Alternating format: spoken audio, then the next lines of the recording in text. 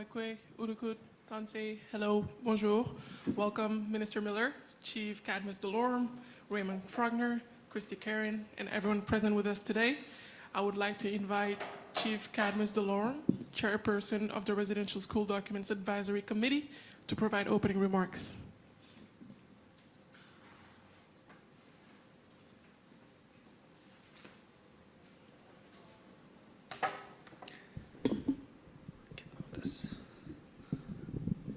It droops. I apologize. Is there something I'm missing here? I moved it and it droops now. I think I fixed it at the same time. Nanaskaman, thank you very much. I just said in Cree, it's an honor to be here in Ottawa on the territorial lands. I come from Saskatchewan, so it's an honor to be here. Recognize Minister Miller and all of you here. Raymond online, thank you very much. And my friend online, I apologize, Christy. As the chair of the Indian Residential School Documents Advisory Committee, we concluded our first of many meetings today here at the National Native Women's Association building in Gatineau. And for the past 2 days, we had residential school survivors, the ones that are the living experience to residential school stories today and what we're all learning as Canadians on the advisory. We had departments, 11 departments, take part today and yesterday as well. For the last 2 days, we discussed the scoping exercise of what Indian residential school documents are. There's two world views to what these documents mean in this transition. The Western world view, the Canadian government, these documents dating back to the 1800s to the to today and so forth, and each department, their documents are within, they're inanimate, they're stored away. In the Indigenous worldview perspective that we learned in the last 2 days is that these documents, they have animacy in an Indigenous worldview. These documents that relate to Indian residential schools, they have names and stories and validation to loved ones that some to the unmarked graves, to some that just want to reconnect or know more about the journey of family members and so forth. And so understanding these two worldviews, it allowed the 11 departments within the Government of Canada to better understand what they're looking for. It's not just a search bar, but it's more of in detail. To the advisory committee that are survivors of residential school, that are leaders in certain areas in our country and for the Indigenous perspective. We took away from this meeting the timeliness of this. We got 4.5 years left in this mandate. And as the chair, we are going to meet again in the fall for our second meeting. One of the things of these documents is there was once 140 residential schools in this country. And so far, 16 have come forward with validation of unmarked graves. So there are 16 research teams across this country right now, coast to coast to coast, searching in archives, searching in church archives, their own personal oral stories and archives as nations, and the Government of Canada. And that's the importance of our work here for the last 2 days, is to transition around 19 million documents, a plan to transition 19 million documents outside of government. And the reason to an institution that will support it, in this case, it's the National Center on Truth and Reconciliation at the University of Manitoba in Treaty 1 territory. And I just wanted to conclude in my comments for this week that the transition of these documents is important to these 16 research teams right now ongoing. And as Canadians, we inherited this moment, but we got to understand that there's going to be more of these research teams. There was 140 once funded residential schools. And so it's the government's obligation now to transition these documents to help these research teams. Sometimes internally in government, there are, in government perspective and Western worldview, privacy laws and so forth. And we had discussions on the barriers and challenges that we are going to face in this final report. And our end goal of this committee is to hand a report to Minister Miller and or the Government of Canada in 4.5 years on the plan to transition these over 19 million documents within government. And it was a great meeting. It was emotional because for Indigenous people, these documents and talking reconciliation, it brings up some of the history and the reality that many still face today. And so we had our support team, we had our prayers, but ultimately it's just bringing two worldviews together that this country is blessed to have, that Western worldview and that Indigenous worldview. And I do believe action now is going to be taken even more. I'll leave my comments there, and if there's any questions after, I look forward to them. So thank you very much. Thank you very much, Chief Delorme. I now invite Raymond Frogner, Head of Archives for the National Center for Truth and Reconciliation, to deliver remarks. Raymond, Netsigaso, Makari, Oscar, Egua, Nigari, Doris, Netato Scan, National Center for Truth and Reconciliation. Bonjour, je m'appelle Raymond, je suis le directeur des archives pour le Centre national pour la vérité et la réconciliation. Hello, my name is Raymond. I'm the head of archives for the NCTR. I'm speaking to you today from Treaty 1 territory, home of the traditional lands of Anishinaabe Cree and Dakota peoples, and the national homeland of the Red River Métis. I'd like to begin by pointing out the records that Chief Cadmus has just mentioned. There are many pathways to truth and understanding the residential school experience and legacy. These records hold many truths for many peoples. We're beginning to understand that such records are dynamic, multifaceted, and their meanings will change over time. On the one hand, they are the dry records of operational school records, but on the other hand, they document some of the most traumatic experiences in the lifetimes of survivors. We're combining these worldviews and continue to work to understand and provide a greater access to the records so that their meaning and value will be shared with communities as well as Canadians. Indigenous communities have carried the weight of these memories for generations, but through the memories of survivors, elders, and knowledge keepers. So these records are a kind of validation. They're about empowerment, self-determination, and choosing your own life paths with your own worldviews. They're not a magic bullet for reconciliation, but they are a piece of greater knowledge and understanding that will lead to healing, community growth, and reconciliation. Many people have raised the question, why are the records coming to the NCTR? And in fact, just recently in an interim report, the Office of the Special Interlocutor has raised 4 particular questions about the work at the NCTR. And one, we have been accused of holding back records. And this is completely untrue. We're working with communities to make records available for the discovery of unmarked grave sites and the understanding of the context in which they occurred. 2, we've been accused of monitoring communities when we give records to those communities. This is completely untrue. We don't even have the resources at the moment to respond to all the survivor inquiries within a matter of weeks. We have a backlog of several months that we continue to work towards. 3, we've been accused of using an ethics committee to decide how the records are accessed and used. There is no such ethics committee. We provide the records faithfully to everyone who asks for them, in particular for the research of unmarked grave sites. And finally, it's been said that our memorandums of understanding that we're signing with communities when they access our records are unclear and inconsistent. Again, we use a template. It's the same memorandum for every group.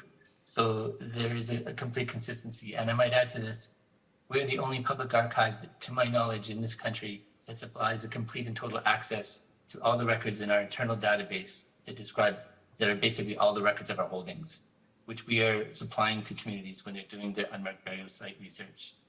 But on the positive side, the reason that they are coming to the NCTR, one is that we've been working on this project since 2007. We've amassed over 4 million records, 47 different collections of records from religious entities, and almost 100 records from different government offices. We are survivor driven. We have a survivor circle. We are informed by elders and community leaders on the use and the acquisitions of the records. We provide a safe place for researchers from Indigenous communities to come investigate the records and freely express and reconcile their experiences. And also we are applying Indigenous understanding to the records to try and ensure that the value of ceremony, the value of Indigenous worldviews is also applied to these records, and so that they don't remain the dry administrative records that they were at the beginning. And I might just add that we also have been working with the NFB. We have a digital preservation system, recognizing that our records are over 95% digital. And so working with the NFB, we have set up a digital preservation system that actually was just given an international award by the Digital Preservation Coalition. So this is a secure place for these digital records to reside, for communities to access them, and ultimately to take them back to their own communities when they are prepared to do so and have the resources and capacity. We're not the end point in this journey whatsoever. We're simply supporting the process of rediscovery, reconciliation, truth, and understanding. Thank you. Thank you, Raymond. I now invite Marc Miller, Minister of Crown-Indigenous Relations, to deliver his remarks.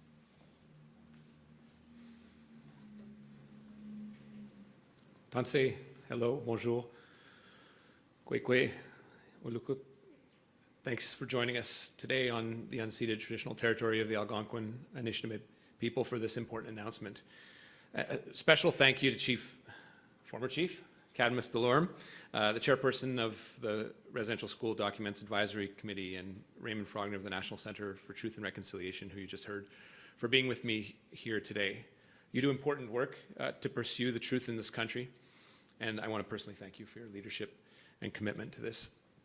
The NCTR, and now the Residential School Documents Advisory Committee as well, play a critical role in supporting survivors and communities as they seek truth, closure, and healing at their own pace. Recognizing hard truths is an indispensable precursor to reconciliation, and it's a collective responsibility, federal, provincial, municipal, but also private actors, universities, businesses, and individuals all have an important role to play in this. Des milliers d'enfants ont été envoyés dans des pensionnats et ne sont jamais revenus à leur famille, qui n'ont souvent reçu que peu ou pas d'informations sur les circonstances de la mort de leurs proches ou sur leur lieu d'enterrement. Aujourd'hui encore, de nombreuses familles sont à la recherche d'informations, et c'est pourquoi notre gouvernement s'est engagé à faire tout ce qui est en son pouvoir pour aider les survivants, les familles et les communautés à découvrir la vérité, notamment en divulguant tous les documents pertinents en sa possession. In 2019, Canada disclosed over 4 million documents to the Truth and Reconciliation Commission, which are now housed there at the NCTR.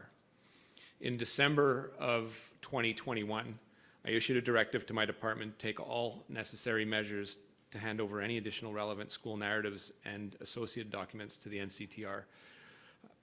Over 1.5 million documents, including, as I mentioned, residential school documents and narratives, and higher quality images were subsequently transferred through a memorandum of agreement that we signed with the NCTR in January of 2022.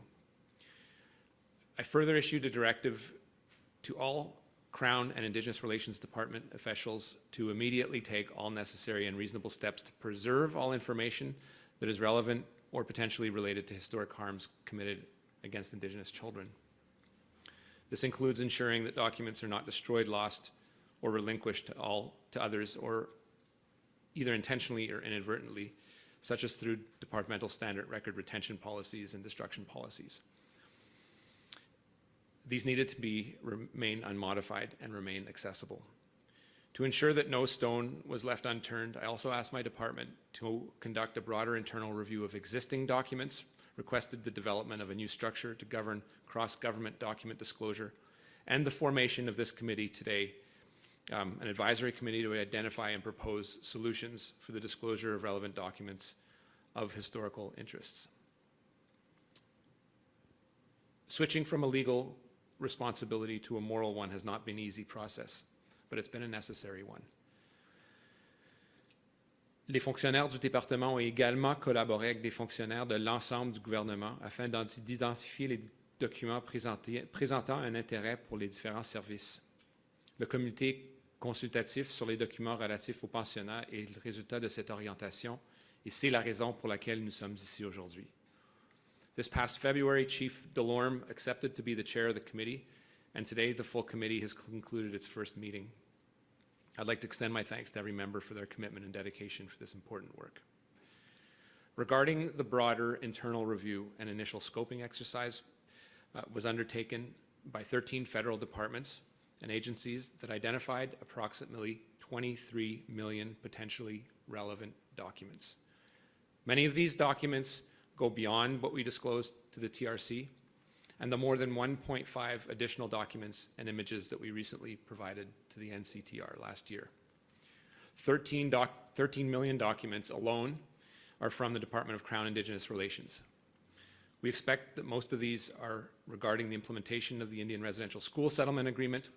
There will also be a lot of duplicates of documents that have already been shared. However, as I mentioned earlier, we're leaving no stone unturned.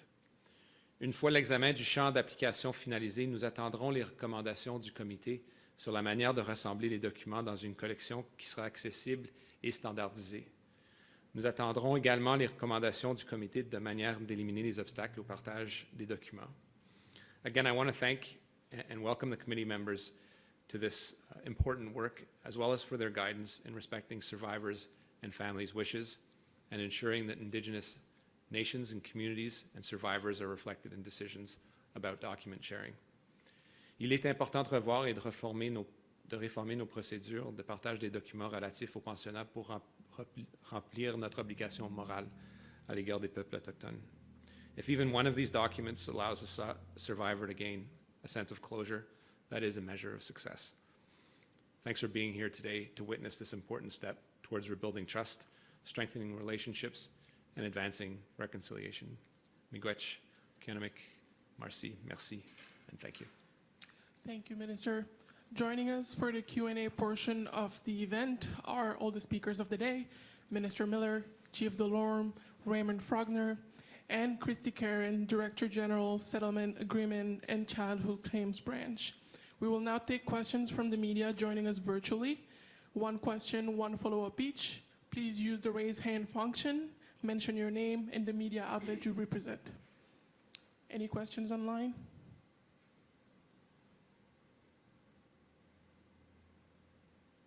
One more time. Any questions online?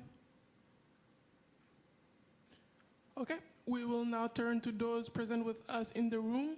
Please use the mic on your right. One question, one follow-up each. Mention your name and the outlet you represent. Afternoon. Fraser from AP10 National News.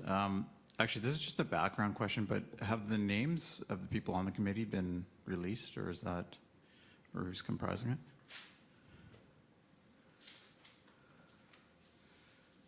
I think they're going to be in the press release. I'm glad to read them out, but they'll most likely they'll be released publicly. Okay, all right.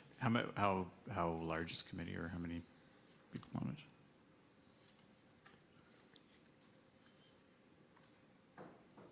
Two, four, five. Okay. All right, six. I'm counting fingers behind Okay, you. thanks. Yeah.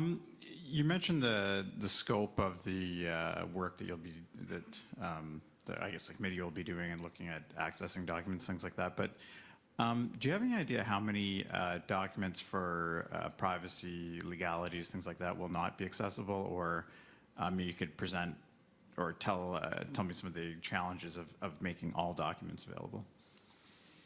Yeah, and often when we've asked to have all documents available, we butt up against some some decisions of the Supreme Court when it comes to the IAP documents, the individual testimonies that were given as part of the Indian residential school settlement that, as the Supreme Court said, benefit from absolute privacy, obviously because of the context in which they were given and the individual survivor or witness in that occasion having had that benefit so that they could have a free space to describe some very horrific events that often detailed some very, very traumatic things that even those people would not want to come to public light. The Supreme Court has given us a deadline to destroy those documents. It does pose some challenges.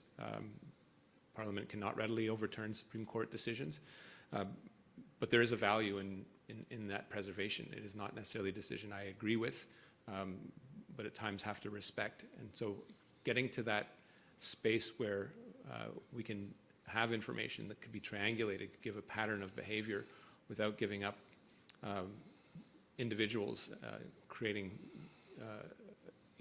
a flame ball in a particular community or within a family is an important consideration. So there is a competing tension in that space. Over and above that, which is an understandable perspective, you've also had the Justice Department that has often taken an overly broad interpretation of some of the legal confidentiality, whether it's settlement privilege, whether it's litigation privilege, various legal invocations to prevent information from coming to light. That's work that we have to continue and will be ongoing. And actually, the committee is a perfect place to have that discussion. It is the next step in the procedure because what you want to be able to do is get as much information out there to the NCTR or ultimately to families while balancing that very specific need to protect people's individual lived reality that they perhaps don't want to come to the light of day. Within that space, there are broader considerations where we will have to have those discussions with particularly officials across departments, but at the Department of Justice. And so there is a place for that within the committee to start having those discussions. I don't want to betray the conversations that occurred over the last 2 days in some confidence, but that did come up. And do you have any idea how many of these documents may simply not be accessible for the reasons that you, even a ballpark figure that you? Yeah, I couldn't tell you at this time. Okay. And I know the committee has 4.5 years to make its report. I know it's a complex file, obviously, but some people might say that's quite a length of time for those waiting. Why did you decide to, I guess, give them such a long period of time to do the report? Well, a couple things. I think this is a committee that has been formed only recently. If it is to have some value, it does need the time and space to do the work.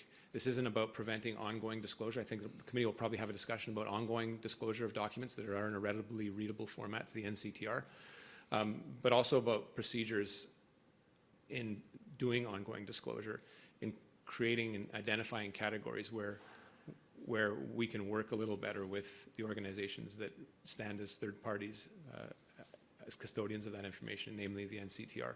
So it isn't about freezing a moment in time for the next 4 years for the committee to do its work and then have a huge dump onto an organization, ultimately the NCTR, but really knowing that this work in disentangling well over 100 years of information that's been collected in various repositories across the government, not only these 13 departments that are principally concerned, but perhaps the whole of government and across governments is work where this committee will have some value. So 4 years is a reasonable time given the vast amount of information that we're dealing with, but we know that simply over the last year they've been able to identify 23 million documents, which can range from a picture to a 100-page memo.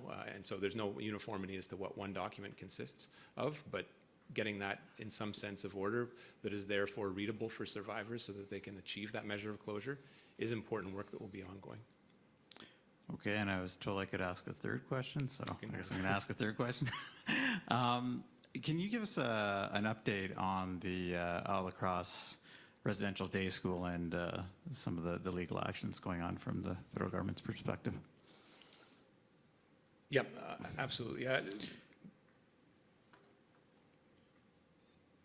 The Isle of Cross residential school had all the trappings of a residential school, but was excluded from the IRS settlement It was a school that welcomed or had mostly Métis and First Nations and Métis individuals taken to them.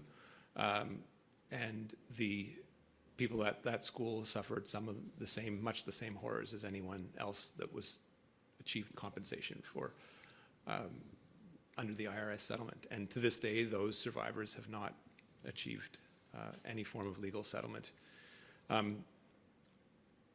This was a school that was principally administered by the government of Saskatchewan, and to this date, the government of Saskatchewan has not stepped up to the plate to compensate their survivors who are entitled to a measure of financial compensation and a measure of closure for that matter. The federal government has a role to play in this, and earlier this year, frustrated by the lack of willingness of the Saskatchewan government to disclose the very basic information that they are holding on to, the federal government does not have, to the best of my knowledge. I did file a Freedom of Information request against the government of Saskatchewan because we need that information for survivors, but also to quantify the legal risk. The government of Canada is willing to step up to the plate and settle its portion of the liability with survivors and support their claims against the government of Saskatchewan, but it's work that ideally should be achieved around the negotiating table. These are people that are aging, and they deserve compensation and deserve some closure. This is not an uncomplex legal case, but it's made worse by the fact that the Saskatchewan government has just closed the door and refused to step up to its legal responsibility, setting aside its moral one for the time being. Are those negotiations starting right away, or? We'll be sitting down with plaintiffs' counsel as soon as possible to talk about what the solutions are with respect to the federal government. It will leave some responsibility on the Saskatchewan government to settle for its measure of the responsibility, which we believe is the larger part of it. But more importantly, to get information so that we can even quantify what that level of potential damage is. Okay, and are you able to speculate how much that might be at this time, or? No, I can't tell you. Right. It'll be a discussion that's ongoing. You can probably speculate from what the settlements were as part of the IRS settlement, but that'll depend on some very. Let's hope that we won't have a process like IRS that'll re-traumatize people. But the best way to do that is to actually sit down and sort things out, and we need that information. And it's pretty pathetic that the government of Canada has to file a Freedom of Information request against the provincial government. Thank you, Minister. Any more questions in the room? Okay, I'll turn one last time to those joining virtually. Any questions on Zoom? Okay, I will turn to the participants in case they would like to provide any final words. Chief Delorme, Raymond, Christy.